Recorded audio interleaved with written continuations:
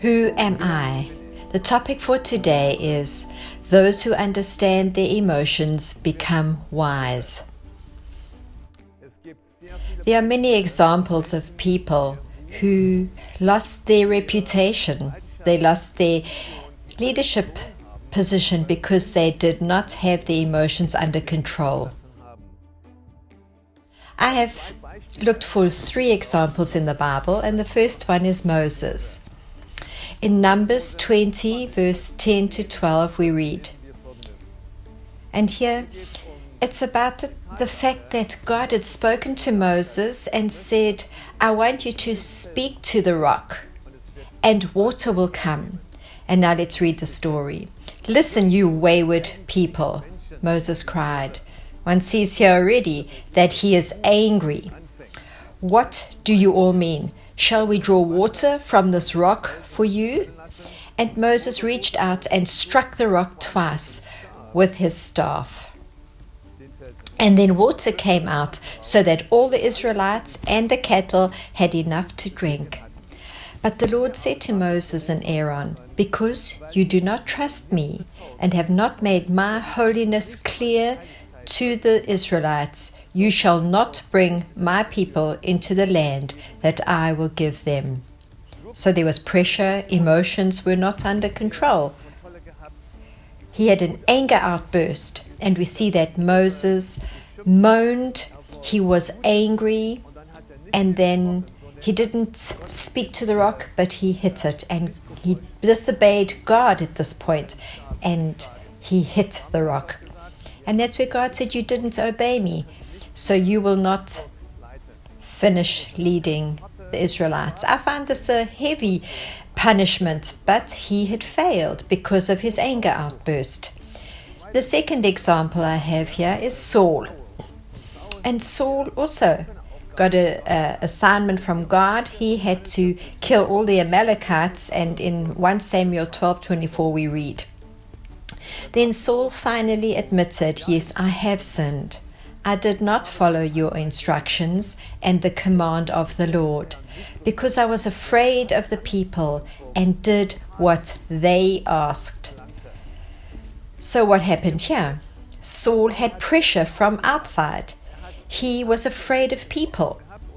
He was afraid of them, and that's why he did what they wanted him to do. And so he didn't obey God. He failed. His leadership was taken away from him, and a very sad story.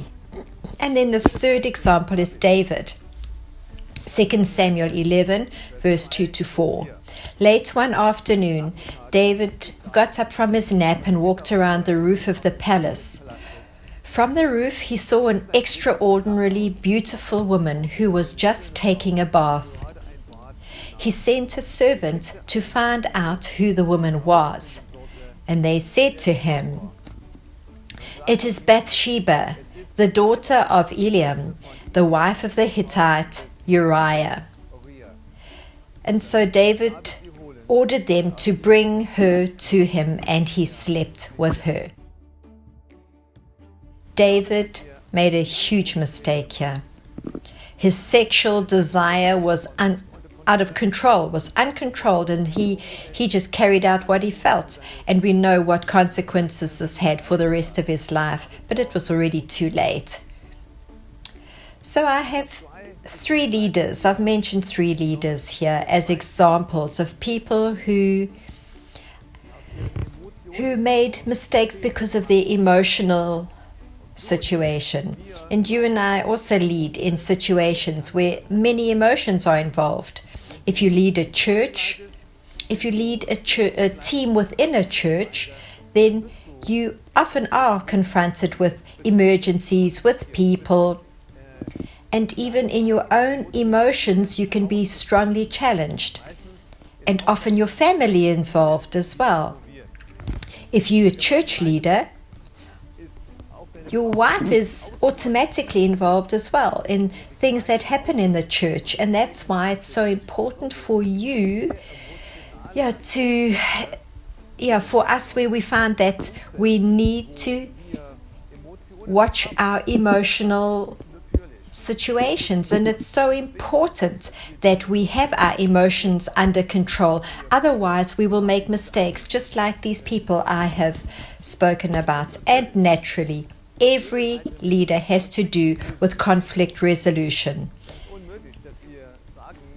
It's not as easy as just saying this is where we're going and everybody understands and they're with us.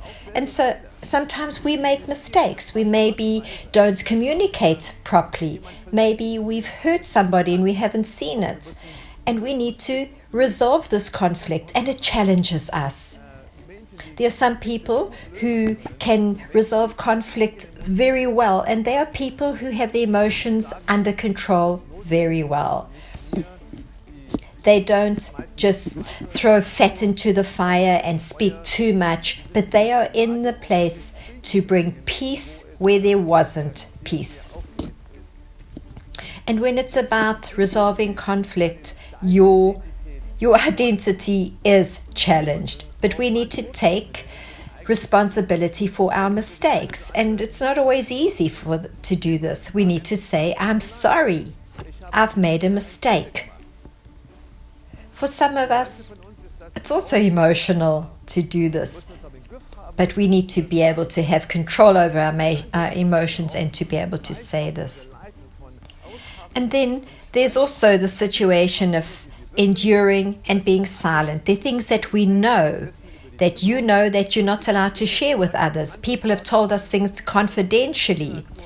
And where we've got more information than other people, we're often in situations that we have to keep quiet. We have insights, but we may not share these only to the right people. And this confidentiality has to be kept. And so, some questions for application. Number 1. Analyze every emotion you have. Why am I responding like this, the way I do? If you can find this out, then you've almost solved the problem in every relationship. Why does this irritate me? Why am I so angry about this? Why do I have the feeling that I can't endure this? We need to look into our own hearts and be able to put it into words what we are actually experiencing. Why am I so intolerant? Or why am I so passive? If we can put words to this, it really helps us to control the emotions we have. And then the second question, what do I do when I'm under pressure? What do I do under pressure? I believe every one of us have those good moods where we have, in most of the situations, our emotions under control, but where there's conflict and pressure, how do we respond in these situations? That's what I need to have under control. Those who understand their emotions become wise.